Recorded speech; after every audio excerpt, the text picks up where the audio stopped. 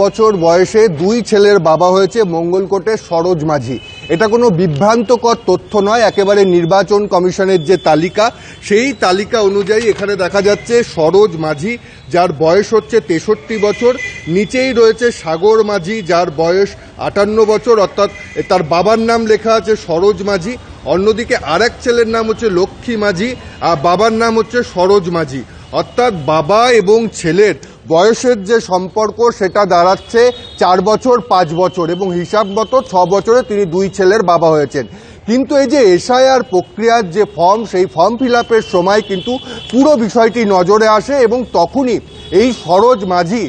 জানা যায় যে তার বাড়িও মঙ্গলকোটের শীতল গ্রামে এবং তার প্রকৃত দুটি ছেলে রয়েছে এবং তার এক ছেলে জানাচ্ছে যে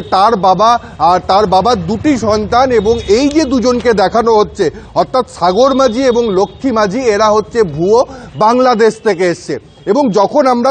সাগর মাঝি এবং এই লক্ষ্মী মাঝির কাছে যাই তারা কিন্তু স্বীকার করে যে তারা 2006 সালে সময় বাংলাদেশ থেকে তারা প্রথমে মুর্শিদাবাদ এবং তারপরে মঙ্গলকোটে আসে এবং এখানে আসার পরেই সরোজ মাঝিকে